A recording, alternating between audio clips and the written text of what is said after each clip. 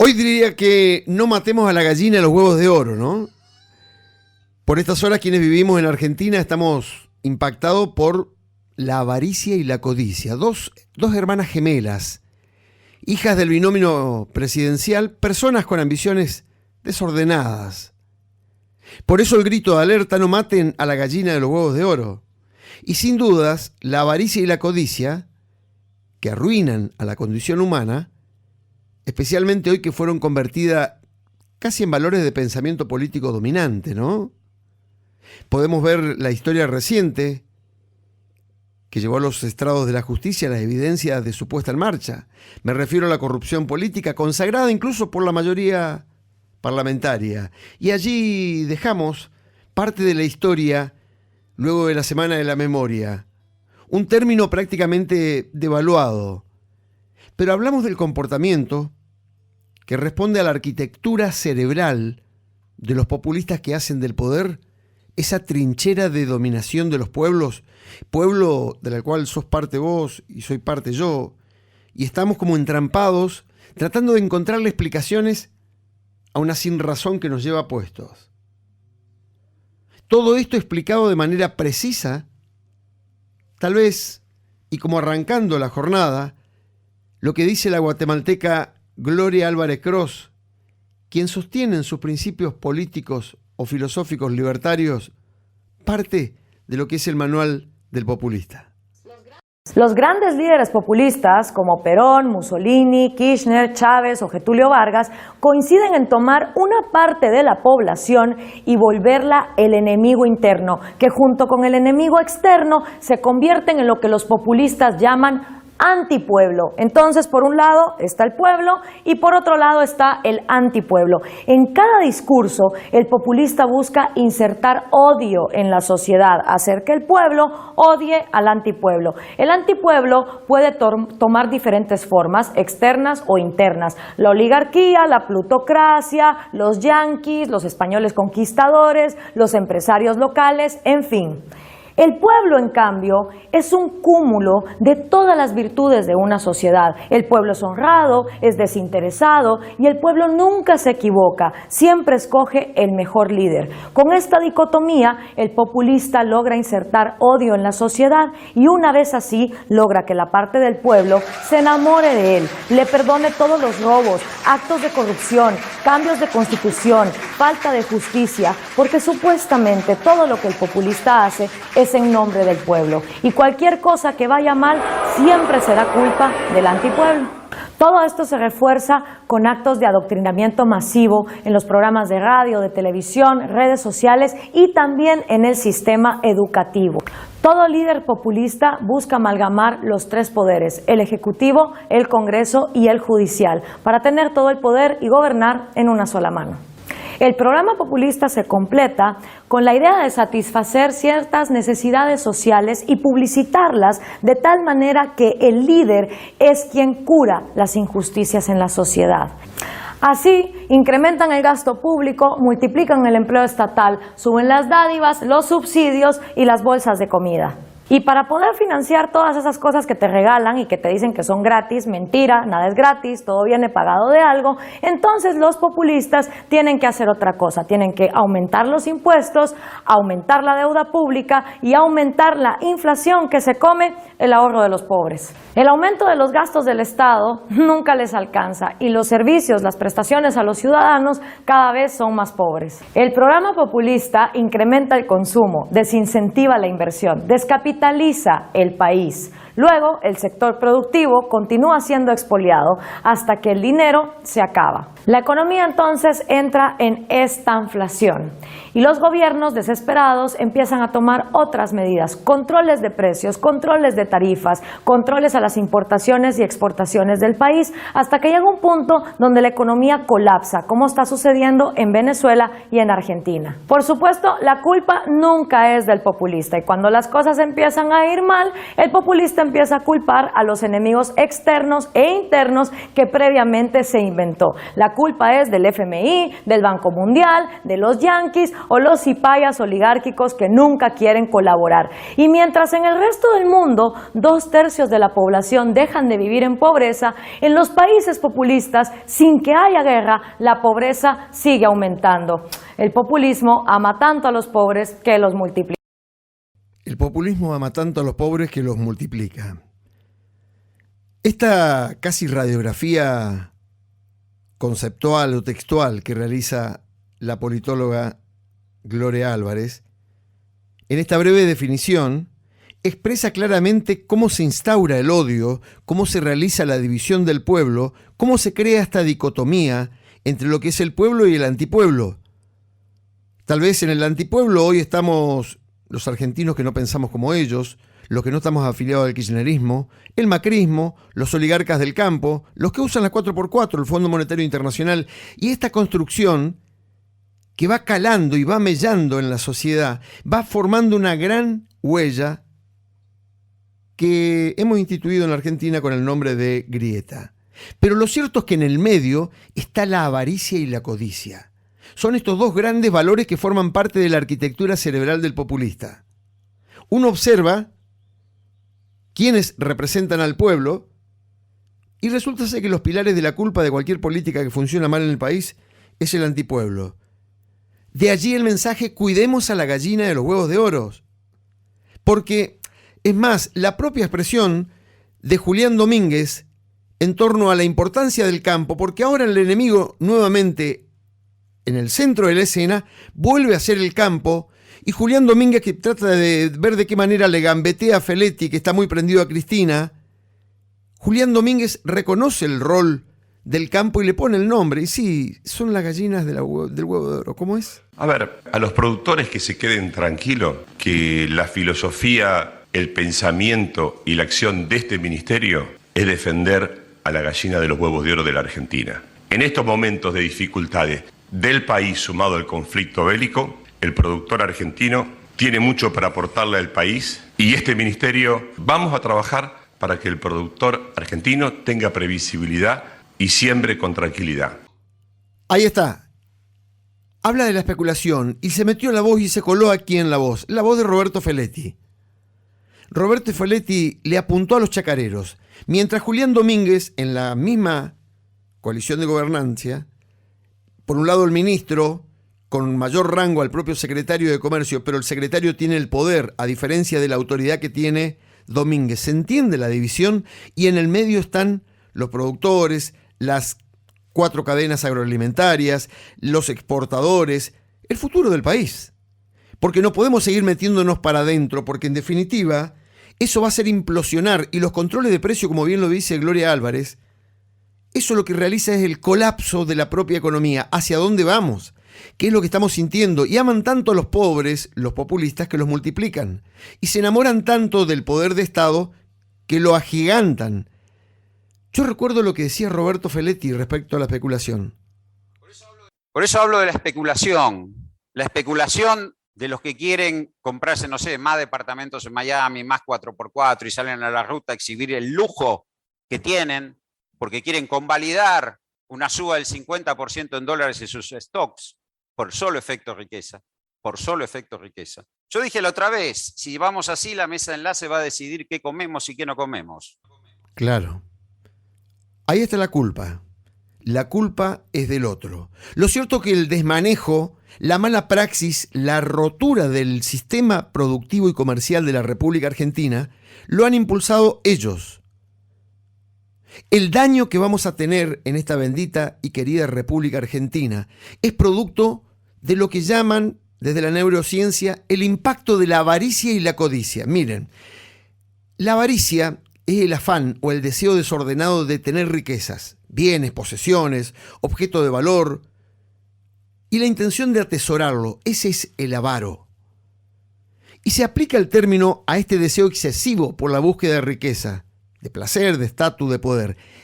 Pero ya la codicia es el afán excesivo de riqueza y de personas y la utilización ilícita inmoderada, criminalmente lucrativa. También es aplicable en situaciones donde las personas experimentan la necesidad de sentirse por encima de los demás, al punto tal de calificarlos, de ponerse en rol de ¿qué? ¿Quién es Roberto Feletti? ¿Quién es Cristina Fernández? ¿Quién es Máximo Kirchner? ¿Quién es el político que tiene la autoridad sobre el pueblo? Si lo que ha hecho el pueblo es delegarle el poder de gestión, no delegarle el destino y la conducción de su propia vida. Y nos tienen entrampados.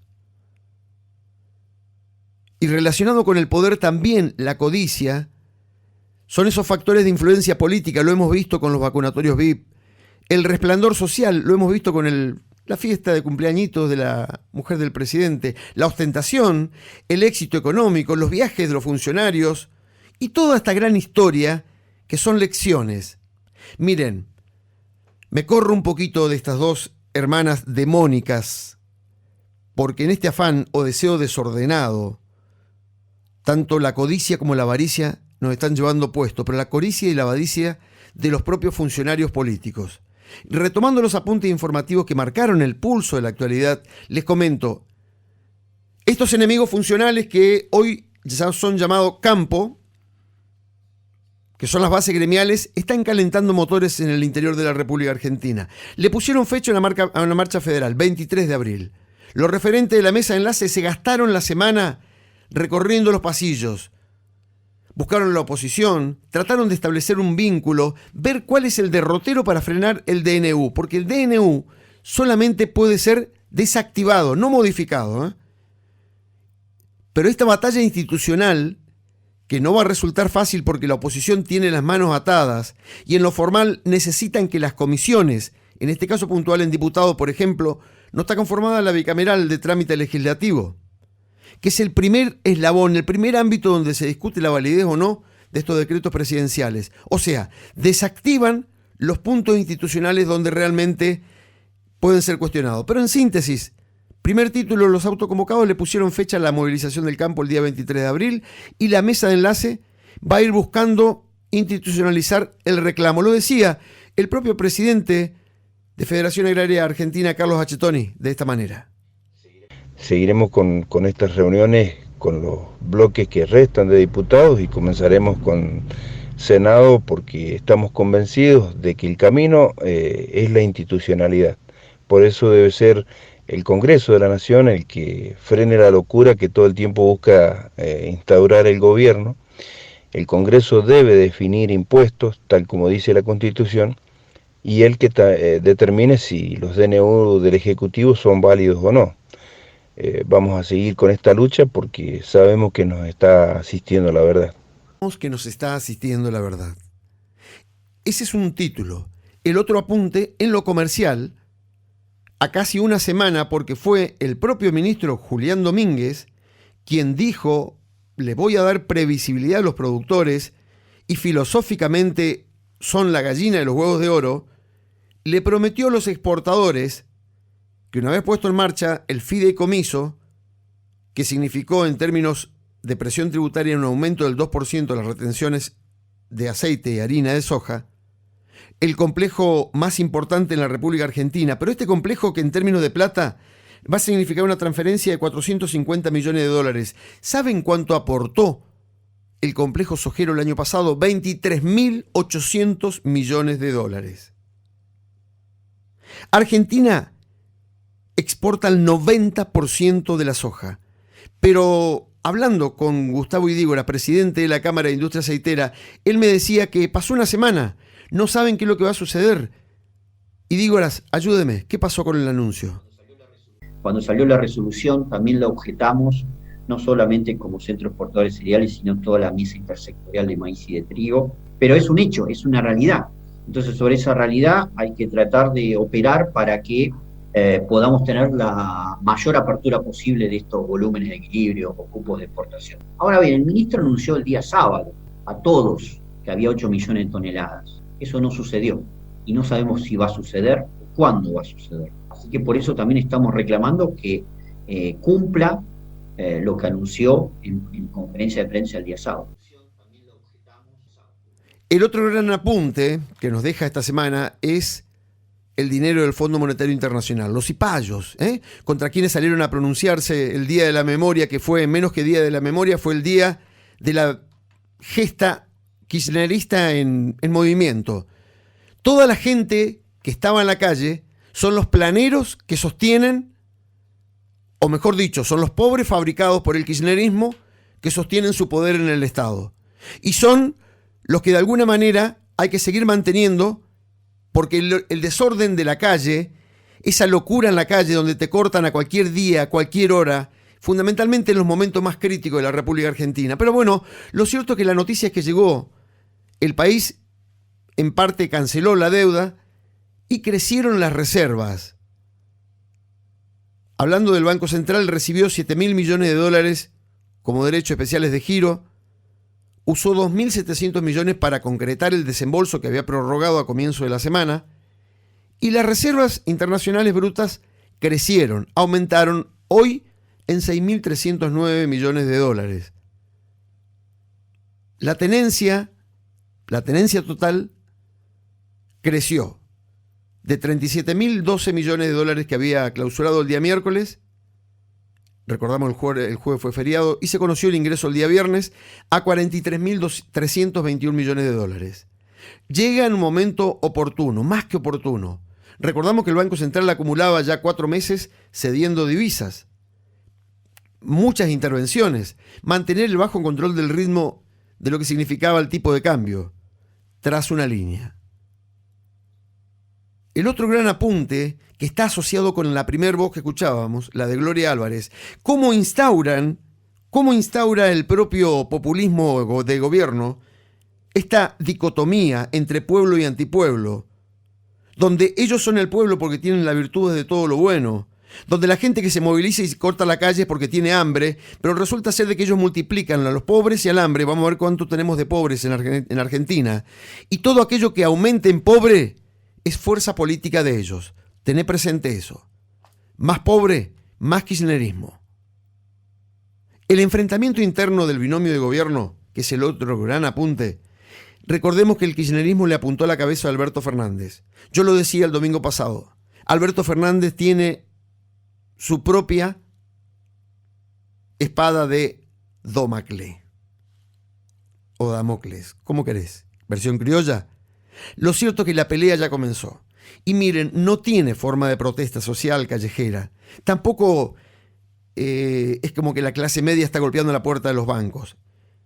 Hoy el kirchnerismo, como lo hizo el año pasado de la mano de la Cámpora, tiene su epicentro en un factor. De la misma manera que desfinanciaron a las entidades gremiales del campo para debilitarla en su momento en la lucha en el año 2008, le sacaron todos los recursos que de alguna manera aportaba el productor en movilidad de formularios, comprobantes, y se le han restado, la han desfinanciado para debilitarla. Hoy el epicentro de la lucha está con el problema de la energía. Esto que va a impactar en la economía. ¿Cómo es posible que en la República Argentina Vaca Muerta tenga la potencialidad de producir petróleo y gas y estemos importando petróleo? Esta crisis energética, donde la Cámpora insiste en negar, por un lado, el aumento de tarifas, pero por otro lado, se prepara para enfrentar al presidente en una interna que es feroz, va a ser feroz. Miren, el propio secretario de Energía lo reclamó. Muchachos, necesito los recursos, lo dijo en marzo, ahora viene el pedido de abril. Trazo una línea y digo, la gobernabilidad está hackeada. Pero cuidado que la codicia y la avaricia generan deslealtad, traición. Llega un momento que se corren. También en la búsqueda y la acumulación de dinero, objeto, posesiones, espacios de poder, avaricia y codicia. La diferencia que el avaro acumula para sí y el codicioso es aquel que está dispuesto incluso a romper todo, valiéndose del engaño, del poder económico y político, mecanismos de presión y manipulación que van rompiendo la realidad, tergiversándola, pasando por encima o engañando incluso a las propias autoridades íntegras. Y yo escuchaba lo que decía Carlos Bacchettoni, que se esperanza en el Congreso, pero hace 3 meses tienen desactivada la comisión bicameral. ¿Qué vida puede tener la del DNU? La que piensa el kirchnerismo. No la van a tocar. Y si tenemos memoria, para quienes aún se preguntan cuál es el plan de gobierno de Cristina y de Alberto, miren amigos, si ustedes quieren tener la expresión más sincera de un Alberto Fernández previo a llegar al poder, yo les voy a compartir, a modo de cierre y como tratando de entender esta lógica país en la que nos encontramos, el audio de un video de Alberto Fernández criticando lo que hoy hace Roberto Feletti, que es el control de precios que tenía implementado con Guillermo Moreno, Cristina Fernández. Pero nobleza obliga a hablar de memoria y de verdad. Esto decía el actual presidente de su compañera de ruta actual, la vicepresidenta Cristina Fernández de Kirchner, lo decía en una entrevista en TN en el año 2013, más concretamente en el mes de mayo, allá cuando la inflación se había disparado y el propio Guillermo Moreno había apelado a muchas herramientas para intentar contenerla. Alberto Fernández en su edición Control Precios.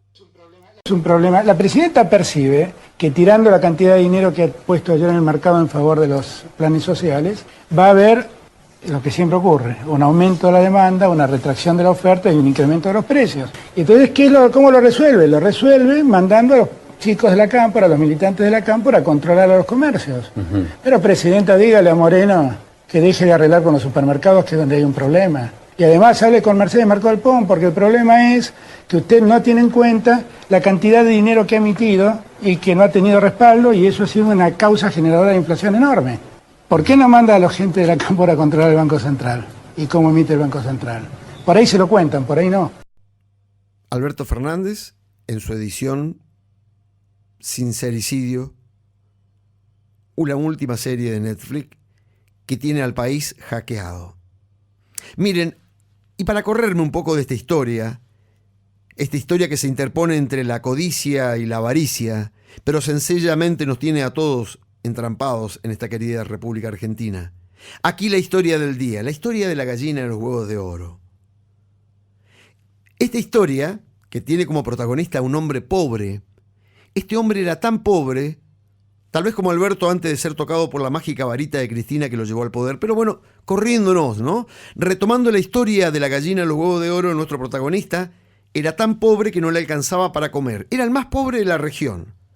Y resulta que un día, trabajando en el campo y lamentándose de su suerte, apareció un duende.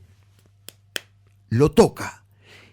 Claro, este buen hombre, que lo único que hacía era lamentarse, quejarse, fue tocado por la fortuna. Este duende le dice: toma esta gallina. Es tan maravillosa que todos los días pone un huevo de oro. Casi el duende como una réplica en el Padre Nuestro que estás en el cielo. Danos hoy nuestro pan de cada día. Este huevo de cada día era un ciclo. Pero sin más, el duende desapareció. Este hombre tiene el nombre, lo hemos apodado, el nombre se llama Juan, por no decir Alberto o ponerle otro nombre, o Roberto. Digo, vamos con Juan. Juan, sorprendido, lleva la gallina al viejo corral. Al día siguiente, oh sorpresa, encontró un huevo de oro. Lo puso en una canasta y se fue con este huevo a la ciudad. Lo vende. El precio fue impresionante. Al día siguiente, loco de alegría, vuelve al gallinero y encontró otro huevo de oro. Y así se iba sucediendo. El ciclo de vida, el ciclo de producción del huevo, se cumplía día a día, todos los días, un huevo de oro. Pasaron los años, la gallina multiplicó su riqueza al punto que fue el más afortunado de la región. Casi un emperador, tenía tanto poder económico, favorecida todos los días con este huevo de oro. Poco a poco, con el producto de la venta de huevo, se convirtió en el hombre más rico de la comarca, al punto que resolvió protegerse. Imagínense, de ser pobre a ser extremadamente rico, entonces se rodeó de 10 perros salvajes. No tiene nada que ver con la cámpora, pero digo, se rodeó de 10 perros salvajes. Animales que usaba para torturar o que se comieran a cualquiera de los servidores que cometieron un error, por más que la orden la haya dado el propio magnate enriquecido por la gallina de huevo de oro. Allí, la avaricia creció al punto de caer en la insensatez. Y aquí es donde la neurociencia dice que la avaricia realmente, cuando avanza e impacta la voluntad de la persona, se transforma en la codicia y hay perturbación mental. Anulan la capacidad, no hay discernimiento, se desconoce el impacto de la crisis de las decisiones, al punto tal que la neurociencia dice, epa, cuidado, casi en estado de locura, preso de ese deseo desordenado de tener cierto día, dijo, basta, miren, ¿por qué esperar cada día que la gallina ponga un huevo? Entonces llama a uno de sus criados para que finalmente termine con la vida de la gallina. Dice, voy a descubrir la mina de oro que ésta lleva dentro. Y así lo ordenó. Manda al criado a descubrir la fábrica o la mina de oro que tenía la gallina dentro. Para sorpresa del criado, mata a la gallina, la abre y no encontró ninguna mina de oro. Y tenía que darle la noticia a Juan. Este rico tomado por la avaricia, este rico que ya era loco, rodeado de perros salvajes. Bueno, lo cierto es que conocía la noticia de la gallina que estaba muerta, que no tendría un huevo cada día porque esta persona, este criado, se lo comentó. Y a Juan no le gustó nada. Entonces ordenó que su sirviente sea arrojado a los perros salvajes. Ay. Bueno, lo cierto es que este buen hombre, tal vez como cada uno de lo que en este momento fueron arrojados a los perros salvajes, controladores de precios, controladores de ruta, tal vez esta dicotomía, tal vez en la imagen de este sirviente, están los cientos y miles que eligió el gobierno para justificar lo malo, pero los tiene que pelear, incluso si hace falta matarlos, ¿por qué no? Entonces esta persona le dice, ¿me puede dar 10 días? ¿Me puede dar 10 días? Yo lo serví 10 años, le pido solamente 10 días. Entonces Juan dice, bueno, está bien, te doy 10 días. Tenés 10 días para 10 días más de vida, dale. Durante esos 10 días, de manera inteligente, el criado pensó, ¿cómo me salvo? Y aquí el punto para nosotros. El criado identificó en su entorno los factores de riesgo. El riesgo era la pérdida de vida, pero identificó quiénes eran los actores, los perros rabiosos, salvajes, pero alguien estaba allí al frente de ellos. Era un criado más, pero cumplía la función de guardia. Entonces el criado, que iba a ser tirado a los perros, convence al guardia que se ocupaba de alimentar los perros, y sabiendo que le quedaban los 10 días de vida, el guardia, desconcertado por el pedido de este personaje que iba a ser tirado a los perros, accede. Entonces le dice, bueno, está bien, estamos de acuerdo, durante los próximos 10 días te voy a permitir que los alimentes, que los limpies, que los bañes, que le des confort, pero vencido el plazo, yo vuelvo a ocupar mi lugar. Sí, ningún problema. Día a día se ocupaba de cuidarlos, de mantenerlos, de alimentarlos, que los reconozcan, que lo identifiquen. Eso es lo que necesita la mesa de enlace para la sociedad, para los días de acá al 23 de abril. Salgan a la calle, muchachos, que los reconozcan los perros rabiosos. Traten de domesticarlos, tienen un precio. Es un bocado de carne, es un bocado de alimento. Y ustedes tienen el poder, tienen la capacidad. ¿Qué hizo esta persona? Ocupó esos 10 días de manera inteligente, pero se vence el plazo y tiene que ser lanzado a los perros. Entonces llega Juan con el resto de sus criados, a quienes debía de alguna manera aleccionar y mostrarles cómo se iba a dar ese ejemplo. Lo tira el propio Juan a su criado entre medio de los perros salvajes. ¿Qué pasó? ¿Se lo comieron? No, amigo. Lo que sucedió es sencillo.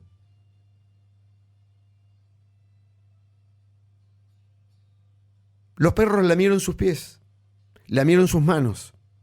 El sirviente, ante la pregunta de este jeque, que de alguna manera ya era poderoso, ¿qué sucedió con mis perros?, le pregunta al guardia. Entonces el sirviente le dice, escúcheme, le dice, durante estos 10 días lo único que hice fue servirlos, atenderlos, y ellos no se olvidan del buen trato. Sin embargo, yo a usted lo serví por 10 años y por un error que usted mismo impuso, que fue matar a la gallina de los huevos de oro, me tiró a mí en medio. Juan, en su soberbia, porque es el punto de la locura,